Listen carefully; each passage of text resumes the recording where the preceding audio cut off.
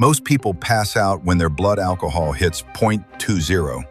But the defendant in this next clip was driving a car with a BAC so high, the judge actually stops the hearing to give a medical lecture. He tells her that at these levels, her heart and lungs should have physically shut down. Listen to the number he reads out.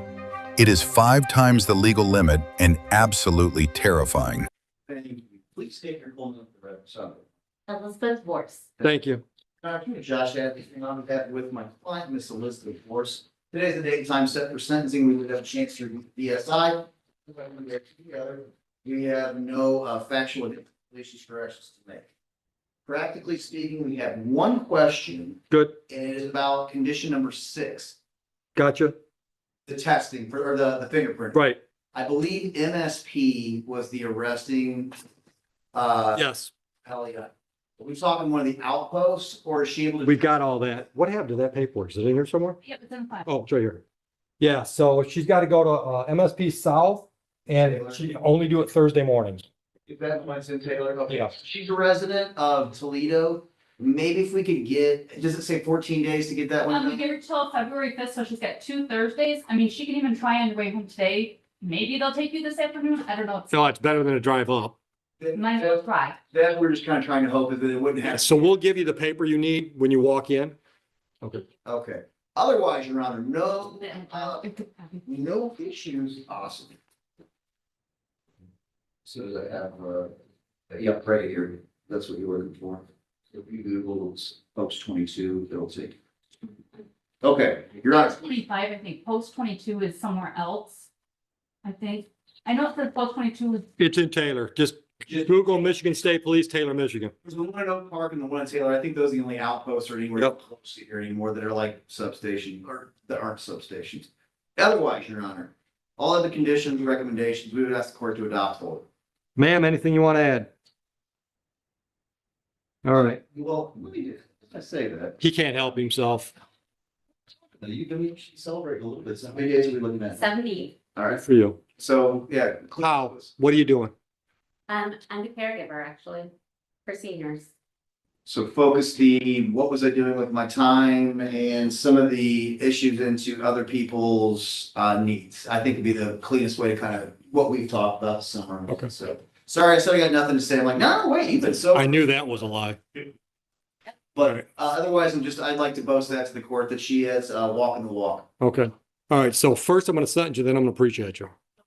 So the sentencing is I'm going to adopt in full the recommendations of the probation department. I'm going to put you on for 12 months, 40 hours community service. Everything that was in that is recommendations are now court ordered. Fines and costs $1,300. Can you pay that today? All right. Yeah. Yep. They'll tell you what your options. They'll tell you what your options are downstairs. All right. So here's I'm going to preach. I'm getting really preachy today. I apologize to all of you. But you're court ordered, so you're stuck with it. Your blood alcohol level, I think, is the highest I've ever seen. I know it's the highest I've seen in a long, long time because I don't remember a higher one. At a 0.35, if you would have been in a car accident and they took you to the hospital and your blood level came in at 0.35, they would have admitted you. Because at 0.35 is when your involuntary muscle groups can just say, screw it, we're not working anymore. You know what those muscles are? Your heart and lung. So you're literally at 0.35 medically is when you're in danger of your heart and your lungs saying, screw it, we're out.